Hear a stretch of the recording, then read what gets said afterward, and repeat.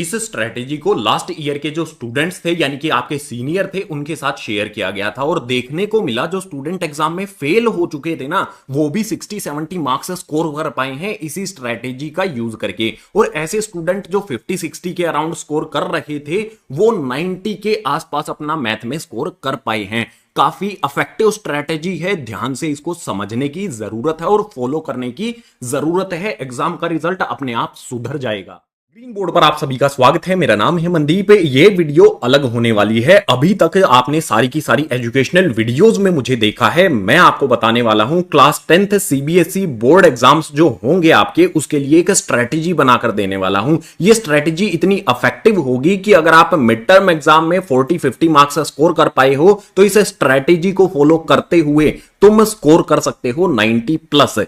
कैसे करना है वीडियो को एंड तक देखना, समझना जो जो चीजें मैं बता रहा हूं, उसके बाद इन चीजों को फॉलो करना है और आपका स्कोर डेफिनेटली इंप्रूव हो जाएगा। सो इस स्ट्रेटेजी का नाम हमने रखा है जीरो टू हीरो स्ट्रेटेजी। ये कई सारे स्टूडेंट्स पर अप्लाई की गई थी और बहुत अच्छे रिजल्ट्स देखने को हमें मिले थे लास्ट ईयर। क्लास 10th के बोर्ड एग्जाम शुरू होंगे 15 फरवरी 2025 से। आज नवंबर 15 है। अगर हम टाइम को कैलकुलेट करते हैं तो भैया ऑलमोस्ट 90 डेज का टाइम बचा है। 90 डेज का पूरा रोड मैप आपको समझा दूंगा जिसमें आप अपना सिलेबस भी कवर कर लोगे, आप रिवीजन भी कर लोगे मैथ सब्जेक्ट की और एग्जाम की तैयारी भी आपकी प्रॉपर हो जाएगी जिससे ज्यादा से ज्यादा आपका स्कोर एग्जाम में आ जाएगा। अब इस स्ट्रेटेजी में सबसे पहले सीबीएसई ने ऑफिशियली ये अनाउंस किया है कि भाई 15 फरवरी 2025 में बोर्ड एग्जाम शुरू होंगे। और एनसीईआरटी बुक को अगर आप देखोगे तो टोटल इसमें कितने चैप्टर्स आते हैं भैया? 14 चैप्टर आते हैं। सिलेबस में अगर आप पीछे चल रहे हो तो इस सिलेबस को बहुत डिटेल में कैसे कवर करना है उस चीज को समझो। हमारे पास टोटल 14 चैप्टर्स हैं। आपके सामने सभी के नाम रखे गए हैं। कुछ ऐसे चैप्टर्स हैं जो काफी लेंथी हैं जिनको कवर करने में ज्यादा टाइम लगेगा, लेकिन कम समय में कैसे किया जाए मैं आपको डे वाइज बता दूंगा कि भाई एक चैप्टर को आपने इतने दिन देने हैं, वो इजीली कवर हो जाएगा। जो भी ये सिलेबस है इस सिलेबस में इन 14 चैप्टर्स को कम से कम टाइम में पूरा का पूरा कैसे कवर कर सकते हो डे वाइज मैं आपको बता दूंगा, क्योंकि बहुत सारे चैप्टर्स ऐसे हैं जो लेंथी हैं और कुछ ऐसे चैप्टर्स हैं बहुत लाइट वेट हैं। तो आपको मैं बता दूंगा हर एक चैप्टर पे आपको कितना टाइम देना है, एक चैप्टर में आप कितने दिन लगा के उसको इजीली कंप्लीट कर सकते हो और उतने टाइम में ही वो चैप्टर आपने कंप्लीट करना है। तो बहुत कम टाइम, लगभग 40 दिन लगेंगे, पूरा सिलेबस आप कवर कर पाओगे। सो चैप्टर वाइज डिस्कस कर लेते हैं। सबसे पहला चैप्टर आता है भैया रियल नंबर्स। रियल नंबर्स जो है ना इसमें सिर्फ 2 ही एक्सरसाइज हैं और बहुत कम क्वेश्चंस आते हैं। इस चैप्टर को आप सिर्फ एक दिन में कवर कर सकते हो। इस चैप्टर में सिर्फ 2 ही मेजर कॉन्सेप्ट हैं। अगर उन कॉन्सेप्ट को बहुत आसानी से समझ सकते हो तुम।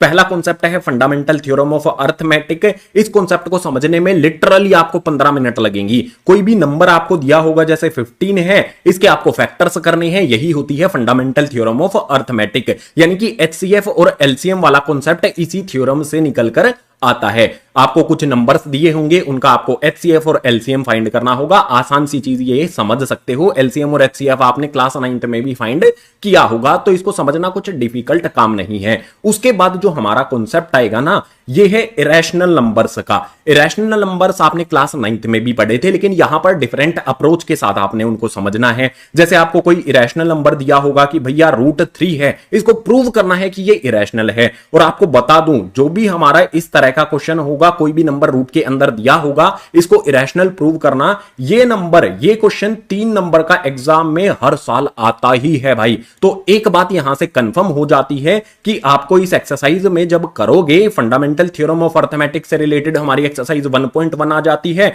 और इरेशनल नंबर से रिलेटेड हमारी एक्सरसाइज 1.2 आ जाती है, जिसमें इस तरह के क्वेश्चंस आपको दिए होंगे। उन क्वेश्चंस को आसानी से आप कर पाओगे। लगभग 4 नंबर का इस चैप्टर से एग्जाम में क्वेश्चंस देखने को मिलेंगे और सिर्फ एक दिन लगेगा दोनों एक्सरसाइज करने में और रियल नंबर्स के कॉन्सेप्ट को समझने में। एक इंपॉर्टेंट बात और बता देता हूं, एलसीएम एचसीएफ का आपस में क्या रिलेशन होता है, इसका जो फॉर्मूला होता है उससे रिलेटेड भी क्वेश्चन एग्जाम में देखने को मिलता है, उसको भी अच्छी तरह से समझ लेना है। फॉर्मूला याद कर लेना है, उसमें वैल्यूज पुट करना और इजीली वे में वो सोल्व हो जाता है। सो रियल नंबर सिर्फ एक दिन में ये कंप्लीट आपका हो जाएगा। चैप्टर नंबर 1 के बाद चैप्टर नंबर 2 पॉलिनोमियल्स की तरफ मूव करेंगे। भाई इस चैप्टर में आपने सिर्फ 2 दिन देने हैं। 2 दिन क्यों देने हैं आपको समझ में आएगा जब मैं बताऊंगा इस चैप्टर के कॉन्सेप्ट को। सबसे पहली एक्सरसाइज तो आपने देखी होगी, एक्सरसाइज 2.1, उसमें ग्राफ से रिलेटेड आपका क्वेश्चन देखने को मिलेगा। एक ग्राफ आपको दिया होगा, आपको बताना होगा नंबर ऑफ जीरोस कितने होते हैं।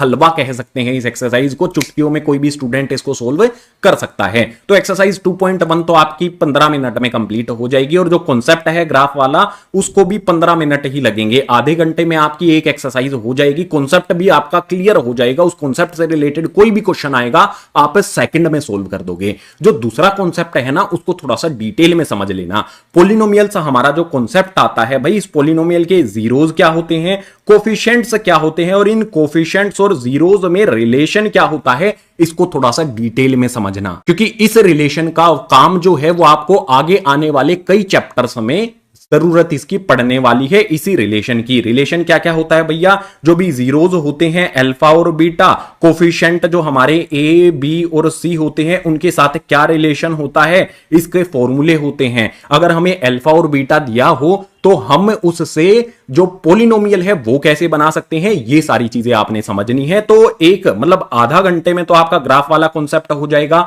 बाकी जो टाइम बचा है 2 दिन का, उस 2 दिन में आपने क्या करना है भाई, जीरोज और कोफिशिएंट्स के बारे में डिटेल में समझ लेना है। इनके बीच में रिलेशन क्या होता है वो भी आपने समझ लेना है। अगर हमें कोफिशिएंट दिए गए हैं तो पोलिनोमियल किस तरह से बनाना है, जीरोस दिए गए हैं तो पोलिनोमियल किस तरह से बनाना है, पोलिनोमियल के टाइप क्या क्या होते हैं, सारी चीजें डिटेल में इंट्रोडक्शन वाली वीडियो जो है इस चैप्टर की ग्रीन बोर्ड वाले चैनल पर आपको मिल जाएगी। अगर आपने उसको समझ लिया तो एक्सरसाइज को भी आसानी से आप सोल्व कर दोगे। सो पोलिनोमियल में 2 दिन देने हैं। अब बात करेंगे चैप्टर नंबर 3 की। चैप्टर नंबर 3 की बात करते हैं। चैप्टर नंबर 3 का नाम है pair of linear equation in 2 variables. इसमें जो भी हमारी इक्वेशंस आएंगी वो क्या होंगी भैया, 2 इक्वेशन मिलेंगी, पेयर मिलेगा इक्वेशन का। पहचानने का तरीका आसान सा यही रहेगा। अभी यहां पर जो हमारी इक्वेशंस होंगी वो एक दूसरे को, इक्वेशंस की जो भी ग्राफिकल रिप्रेजेंटेशन है ना वो आपको समझनी है भैया। उसमें 1 दिन का टाइम लगेगा। 1 दिन आपको समझने में लगेगा सब्स्टिट्यूशन मेथड को, और 1 दिन समझने में लगेगा आपको एलिमिनेशन मेथड को। हो सकता है तीनों मेथड को आप एक ही दिन में समझ लो, लेकिन क्वेश्चंस की भी तो प्रैक्टिस करनी होगी, सिलेबस जो है वो भी तो कवर करना पड़ेगा। तो पूरा का पूरा सिलेबस कवर करने के लिए चैप्टर नंबर 3 में टोटल 3 एक्सरसाइज हैं, तो 3 दिन का टाइम आपको इस चैप्टर में देना पड़ेगा अच्छी तरह से इसको क्लियर करने के लिए। जो भी हमारी इक्वेशंस का पेयर दिया होता है, इक्वेशंस के पेयर को ग्राफिकल रिप्रेजेंट करते हैं, क्या उनकी लाइन से इंटरसेक्ट करती हैं, कोइंसिडेंट होती हैं या फिर पैरेलल होती है, इनसे रिलेटेड हमारा कॉन्सेप्ट आता है। A1/A2, B1/B2 और C1/C2 वाला, उसको आपने डिटेल में समझना है। वहां पर हमारी जो भी सॉल्यूशन है वो कंसिस्टेंट होती है इक्वेशंस या फिर इनकंसिस्टेंट होती हैं, ये भी आपको पता होना चाहिए, क्योंकि यहां से 1 नंबर के क्वेश्चंस बनते हैं। इसके अलावा इस चैप्टर से आपको ग्राफ वाला क्वेश्चन देखने को मिलेगा भैया। एग्जाम में ग्राफ वाला क्वेश्चन आएगा और इसी चैप्टर से ज्यादा चांस है वो ग्राफ वाला क्वेश्चन होगा। इसके अलावा सब्स्टिट्यूशन मेथड है भाई, ये आ सकता है। जो एलिमिनेशन मेथड है ये भी आ सकता है। तो तीनों मेथड जो आपको हैं वो समझने हैं, और जो बेसिक डिटेल्स होनी चाहिए वो आपने समझनी है, और 3 दिन का टाइम इसमें आपने देना है। 1 दिन में आपने ग्राफ वाला कॉन्सेप्ट समझ लेना है, 1 दिन में सब्स्टिट्यूशन मेथड, और बचा हुआ जो 1 दिन होगा उसमें एलिमिनेशन मेथड को समझना और इससे रिलेटेड क्वेश्चंस की प्रैक्टिस आपने करनी है। सिलेबस से 3 दिन में ये चैप्टर कवर किया जा सकता है। इसके बाद आता है चैप्टर नंबर 4। चैप्टर नंबर 4 जो है वो पोलिनोमियल से ही कनेक्ट होता है किसी ना किसी तरह, क्योंकि जो भी हमारी क्वाड्रेटिक इक्वेशंस होती हैं वो पोलिनोमियल से ही हमारे होते हैं। अब इस क्वाड्रेटिक इक्वेशन में भाई मेनली 2 चीजें हैं। क्वाड्रेटिक इक्वेशन को पूरे के पूरे चैप्टर में आपको सोल्व करना है। किसी भी तरह की क्वाड्रेटिक इक्वेशन दी होगी उसको सोल्व करना है, और सोल्व करने के 2 तरीके होते हैं। एक होता है फैक्टराइजेशन मेथड जिसमें मिडल टर्म को स्प्लिट किया जाता है, दूसरा होता है गाइस क्वाड्रेटिक फॉर्मूला। दोनों मेथड आपको आना चाहिए। जो भी एग्जाम में क्वेश्चंस हैं वो किस तरह से आते हैं कि ये क्वाड्रेटिक इक्वेशन है, इसको फैक्टराइजेशन मेथड से सोल्व करो या फिर क्वाड्रेटिक फॉर्मूला जो है उसका यूज करके सोल्व करना है। तो दोनों मेथड आपने सीखने हैं, और क्वाड्रेटिक फॉर्मूला जब आप करोगे तो वहां पर नेचर ऑफ रूट्स करके एक कॉन्सेप्ट आता है भैया। नेचर ऑफ रूट्स हम कैसे फाइंड करते हैं, डिस्क्रिमिनेंट वाला जो फॉर्मूला है उसका यूज किया जाता है। तो क्वाड्रेटिक फॉर्मूला के अंडर ही जो डिस्क्रिमिनेंट वाला कॉन्सेप्ट होता है इसको भी ध्यान से समझ लेना है, क्योंकि ये काफी इंपॉर्टेंट है। ज्यादा क्वेश्चंस डिस्क्रिमिनेंट वाले फॉर्मूले से बनते हैं। कई सारे स्टूडेंट क्वाड्रेटिक फॉर्मूला पे रिलेटेड क्वेश्चंस बहुत सारे कर लेते हैं, डिस्क्रिमिनेंट को इग्नोर करते हैं, लेकिन ज्यादा क्वेश्चंस बोर्ड एग्जाम में यहां से डिस्क्रिमिनेंट से बनते हैं।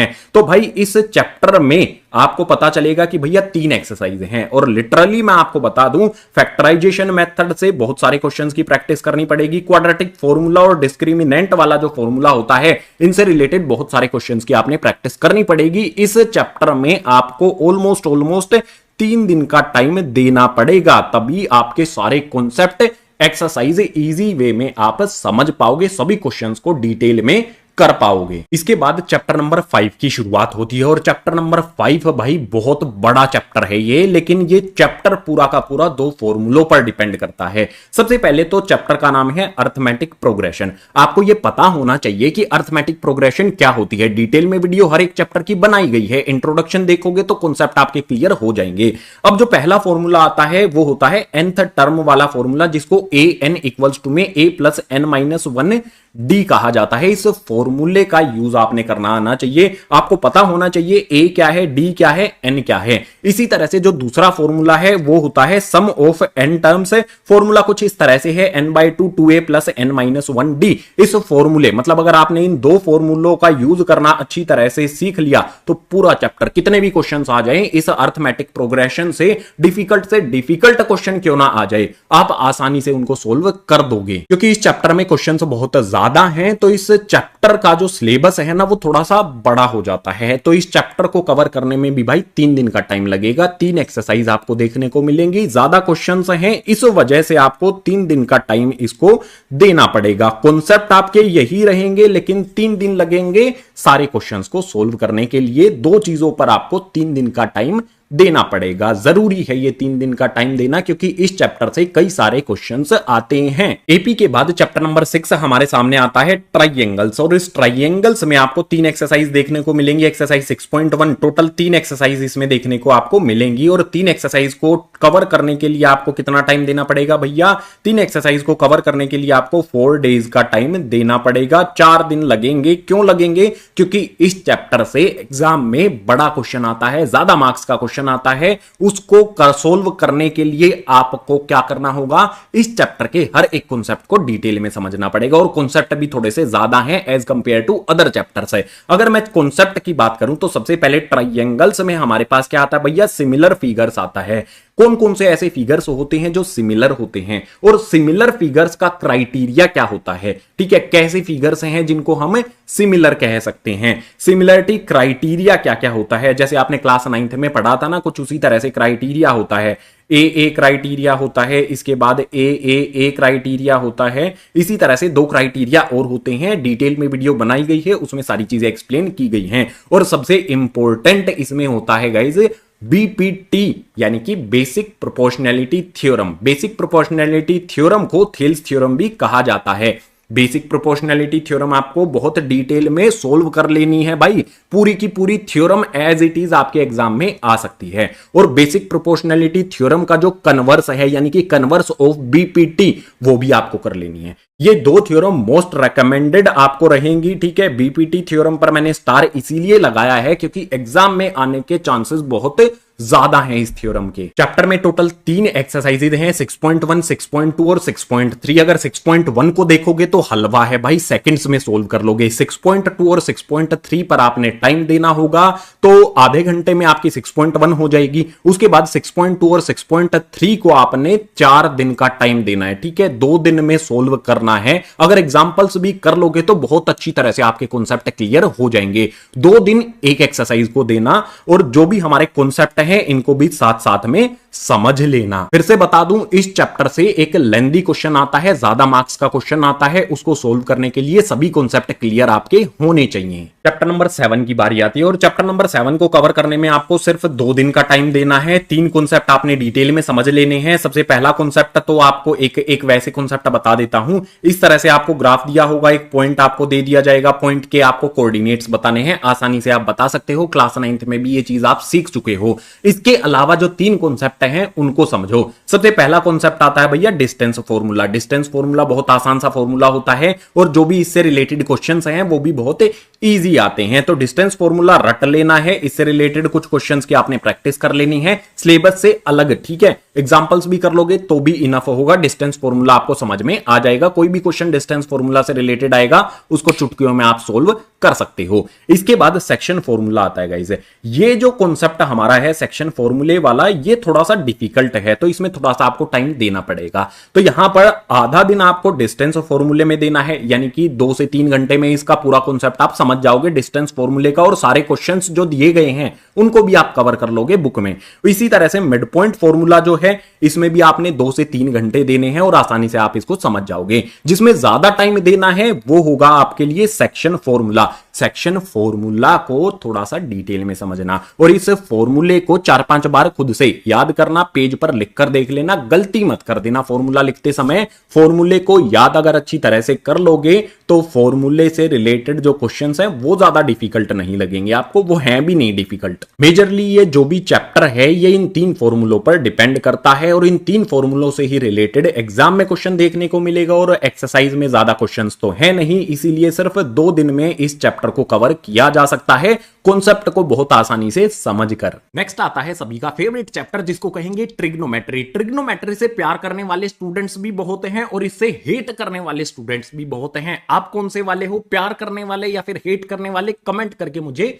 जरूर बताना। बात करेंगे इस चैप्टर की। भाई ट्रिग्नोमेट्री लिटरली जो ये कॉन्सेप्ट है क्लास 10th में पहली बार आता है, तो ट्रिग्नोमेट्री चैप्टर को आपने 5 दिन का टाइम देना है। ट्रिग्नोमेट्री चैप्टर को जब आप 5 दिन का टाइम दोगे तो यहां पर मैं आपको बता देता हूं क्या क्या चीजें आपने समझनी पड़ेंगी, एग्जांपल्स भी करने पड़ेंगे इसके, तभी आप इसके जो भी क्वेश्चंस होते हैं एग्जाम में इस चैप्टर से 1 number, 2 number, 3 number, 4 number, 5 number, हर तरह का क्वेश्चन बनाया जा सकता है। इसीलिए 5 दिन का टाइम आपको देना पड़ेगा। अब यहां पर एक्सरसाइज 8.1 जो आती है, इसको सोल्व करने के लिए आपने क्या क्या चीजें समझनी है भैया? ट्रिग्नोमेट्रिक रेशियोज जो होती हैं, sine theta, cos theta, sine theta equals to में 1 कोसेक होता है, सिंपल सिंपल जो चीजें होती हैं वो आपने समझ लेनी है, उनको कनेक्ट करना है भाई पाइथागोरस थ्योरम से, और एक्सरसाइज 8.1 बिल्कुल इजी वे में आप सोल्व कर लोगे इन 2 कॉन्सेप्ट का यूज करके। इसके बाद जो आगे वाली वैल्यू होगी हमारी, आगे वाली जो हमारी एक्सरसाइज 8.2 है, इसको भी आसानी से सोल्व कर सकते हैं।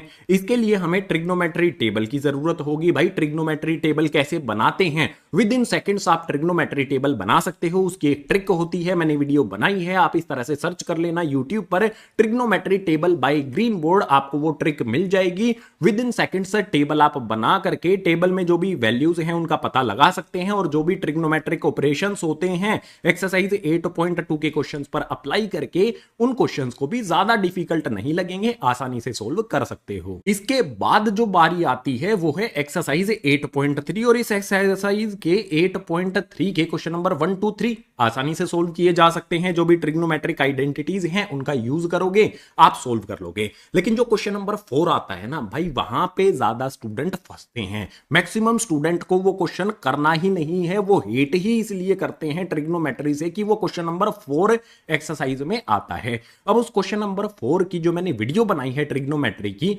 उसमें ट्रिक भी बताई है भाई कि हर एक क्वेश्चन को, मतलब किस तरह से हमें जो भी क्वेश्चन दिया गया है उसको हम 3 तरीके से अप्रोच कर सकते हैं। ट्रिक बता रहा हूं मैं आपको, 3 तरीके से अप्रोच कर सकते हैं। तो क्वेश्चन अगर पूरी वीडियो आप एंड तक देखोगे तो क्वेश्चन को किस तरह से अप्रोच करना है वो आप समझ जाओगे, और आप ट्रिग्नोमेट्री से हेट करने की बजाय प्यार करने लगोगे। ठीक है, तो जो भी हमारा ये चैप्टर है इसको 5 दिन देने पड़ेंगे। नेक्स्ट चैप्टर आता है ट्रिग्नोमेट्री से ही रिलेटेड हमारा एप्लीकेशंस ऑफ ट्रिग्नोमेट्री। अगर मैं सही बताऊं तो इस चैप्टर को आपने 2 दिन का टाइम देना है। आई नो कहोगे इसमें तो बहुत आसान से कर सकते हैं, जो भी क्वेश्चंस इसमें दिए गए होते हैं, लेकिन इसमें से बड़ा क्वेश्चन बनता है तो ज्यादा क्वेश्चंस की इसमें प्रैक्टिस करनी पड़ेगी। और जो एक्सरसाइज है, एक ही एक्सरसाइज आती है 9.1, उसमें क्वेश्चन भी काफी लेंथी दिए गए हैं, उनको सोल्व करोगे तो थोड़ा सा समझना पड़ेगा क्वेश्चंस को सोल्व करने के लिए। सो इस एक्सरसाइज, इस चैप्टर को सोल्व करने के लिए ट्रिग्नोमेट्री टेबल आपको आना चाहिए। भाई ट्रिग्नोमेट्री टेबल आप जो चैप्टर नंबर 8 है उसमें ही समझ चुके हो तो बार बार समझने की जरूरत नहीं है।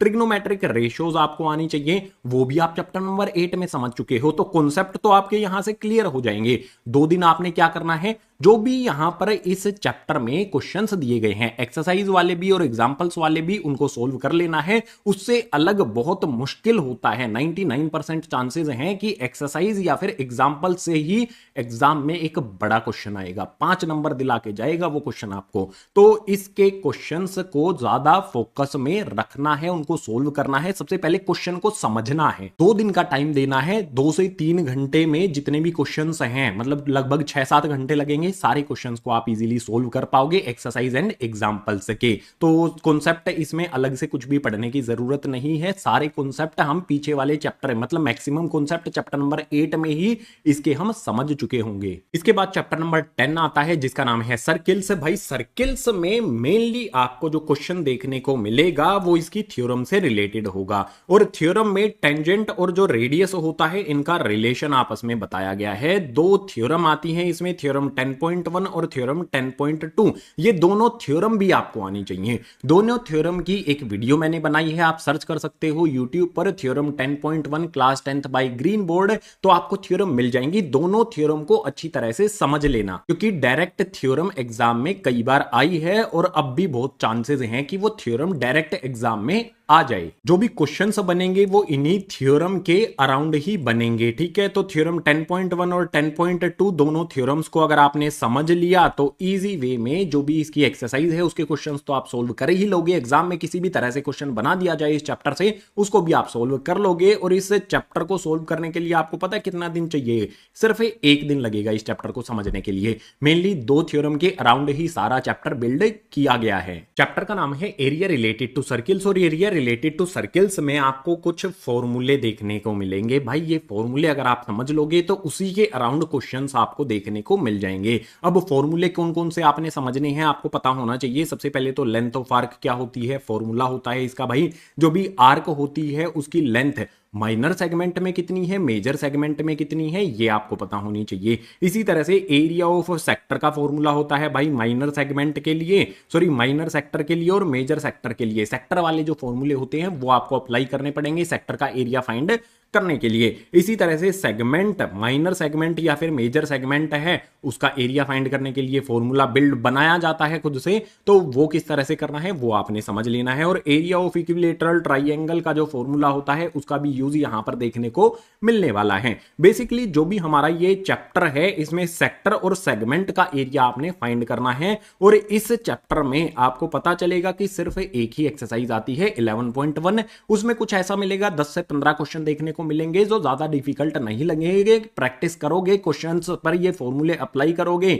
सेक्टर और सेगमेंट वाला, तो इजी वे में मतलब थोड़ी सी कैलकुलेशन करनी पड़ेगी फॉर्मूला अप्लाई करने के बाद, और इजी वे में क्वेश्चंस का आंसर आपको पता चल जाएगा। तो इस तरह का जो हमारा ये चैप्टर है इस पे भी आपने क्या करना है भैया, एक दिन में ही 3 से 4 घंटे देने हैं एक दिन के, और ये चैप्टर फिनिश आपका हो जाएगा। जो भी कॉन्सेप्ट है वो भी आप इसे 1 घंटे में मतलब 4 से 5 घंटे में समझ लोगे, और एक्सरसाइज जो है इन्हीं 4-5 घंटों में वो भी कंप्लीट आपकी हो जाएगी। नेक्स्ट हमारा चैप्टर आता है सरफेस एरिया एंड वॉल्यूम, जो हमारा ये चैप्टर नंबर 12 है। भाई इसमें काफी रिडक्शन किया गया है। जो पहले आता था ना वो काफी डिफिकल्ट था, लेकिन अब बुक में चेंजेस हो गए हैं, सिलेबस बहुत कम हो गया है। तो अब यहां पर जो बुक नई एनसीईआरटी बुक है उसमें बहुत चीजें कम हो गई हैं, बहुत ईजी हो जाता है हमारा ये चैप्टर। इस चैप्टर में आपको क्या क्या करना है भैया, जो भी शेप होती है क्यूब, क्यूबॉइड, कोन, सिलेंडर, स्फीयर और हेमिस्फीयर, इन सभी के लिए आपने क्या करना है भैया, जो भी कर्व्ड सरफेस एरिया यानी कि CSA, टोटल सरफेस एरिया यानी कि TSA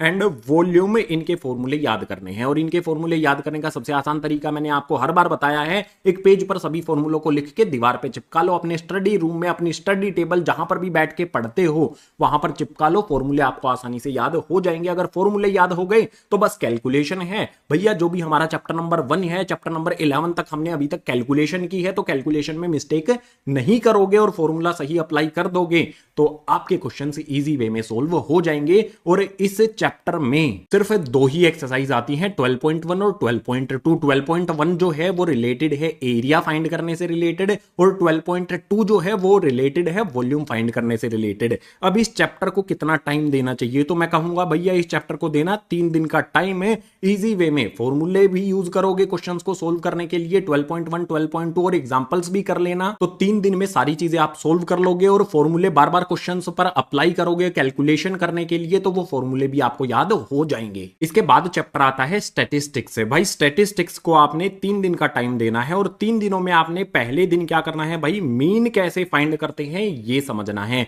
मीन फाइंड करने के 3 अलग अलग मेथड होते हैं। अगर डेटा हमारा छोटा है तो हम यूज करते हैं डायरेक्ट मेथड का, अगर डेटा हमारा थोड़ा सा बड़ा हो जाए तो हम यूज करते हैं एज्यूम्ड मीन मेथड का, अगर डेटा हमारा बहुत बड़ा हो जाए तो हम यूज करते हैं स्टेप डेविएशन मेथड का। तो मीन फाइंड करने की ये तीनों मेथड आपको आने चाहिए। तीनों मेथड बहुत इजी वे में, बहुत डिटेल में मैंने हर एक मेथड पर वीडियो बनाई है। आप गूगल पर मतलब यूट्यूब पर सर्च कर सकते हो, mean how to find mean by direct method by green board, video आपको मिल जाएगी। डायरेक्ट मेथड को बहुत डिटेल में एक्सप्लेन उस वीडियो में कर दिया है। इसी तरह से जो भी मेथड के नाम लिखे हैं इनके पीछे मतलब इनको लिखो, टाइप करो और ग्रीन बोर्ड लिख दोगे तो इन मेथड की आपको वीडियो मिल जाएगी, उसको समझ लो। वहां से इजी वे में 5 से 10 मिनट लगेंगे, इजी वे में इन मेथड को आप समझ लोगे। ठीक है, तो मीन फाइंड करने के लिए ये तीनों मेथड आपको आने चाहिए। इसके बाद मीडियन में भैया क्यूमुलेटिव फ्रीक्वेंसी क्या होती है, या फिर इसमें हमारे पास कोई एक्स या फिर वाई टर्म दी होती है। ठीक है,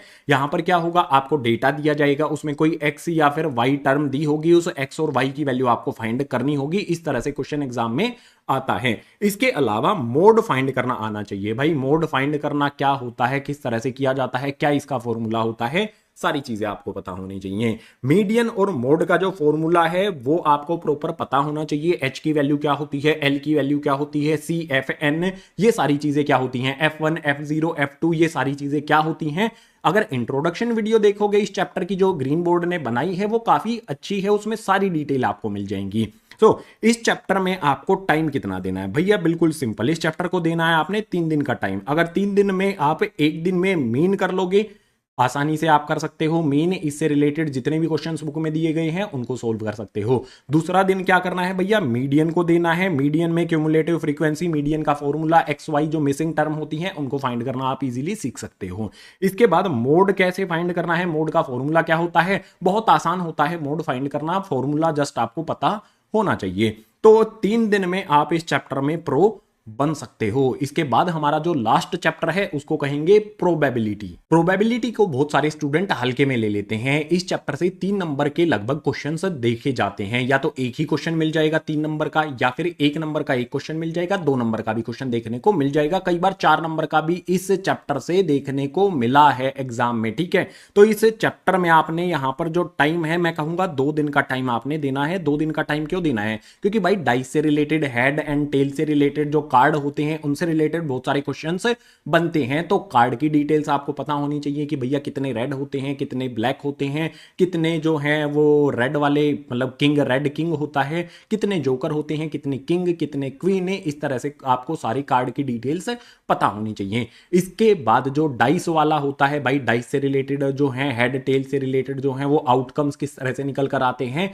इंट्रोडक्शन वाली वीडियो जो है उसको 1 दिन में आपने समझना है।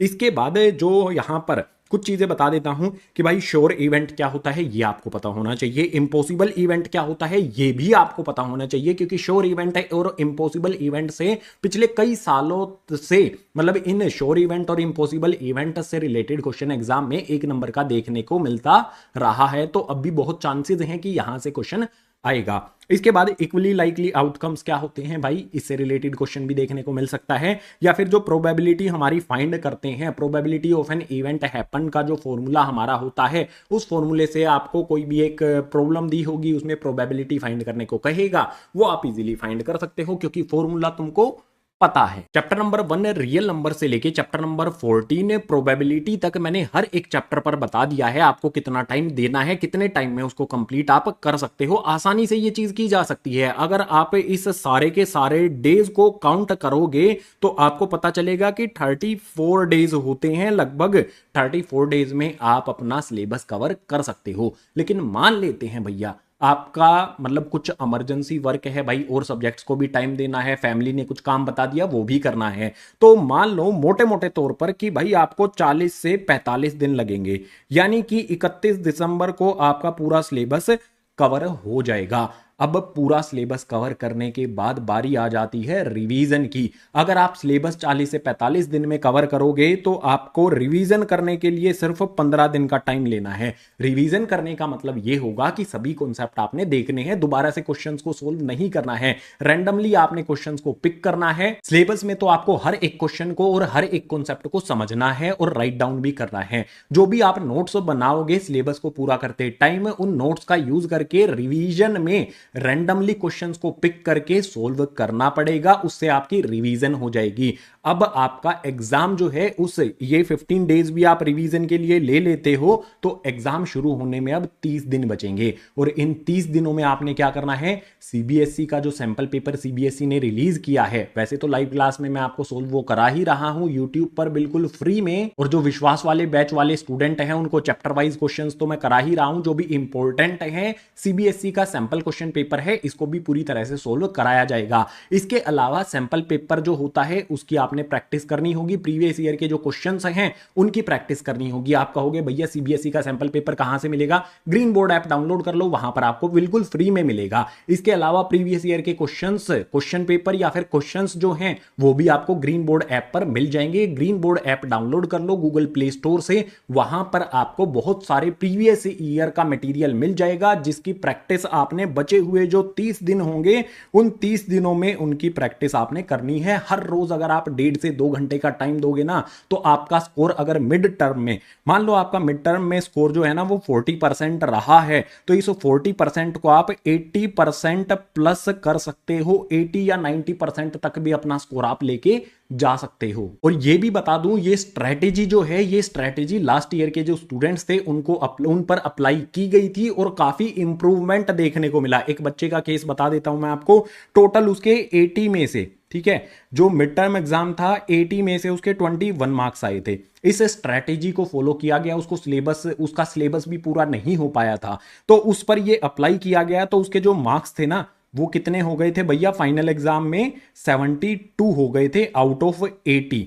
ठीक है, ये पर्सनली मैंने उसको देखा था, और ऐसा नहीं है पर्सनली का मतलब कि वो मेरे पास पढ़ने आता था, जस्ट वो गाइडेंस लेता था मेरे से कि भाई कितने टाइम में क्या चीजें आपको करनी चाहिए, और इसका रिजल्ट जो है ना वो रिजल्ट काफी मोटिवेट करने वाला था। मैं भी उससे मोटिवेट काफी हुआ हूं और इस स्ट्रेटेजी को फॉलो करवाता हूं हर एक स्टूडेंट से जो भी मेरे से कनेक्टेड हैं, और पिछले कई सालों में इसी स्ट्रेटेजी का यूज करके गए बहुत सारे स्टूडेंट्स का जो रिजल्ट है उसमें मैंने इंप्रूवमेंट देखा है और मैंने इंप्रूव कराया है। उम्मीद करता हूं स्ट्रेटेजी की ये वीडियो आपको पसंद आई होगी। ये रोड मैप जो बताया गया है इसको फॉलो करो गाइज, रिजल्ट डेफिनेटली आपका इंप्रूव हो जाएगा। तो अब मिलेंगे गाइज लाइव क्लास में संडे को, ठीक 6 या 7 बजे लाइव क्लास होती है, आ जाना। वहां पर प्रीवियस ईयर के क्वेश्चन पेपर्स या फिर सीबीएसई का जो सैंपल पेपर है उसको सोल्व करा दिया जाएगा। अगर कोई डाउट है तो भैया इंस्टा पे डीएम आप मुझे कर सकते हो।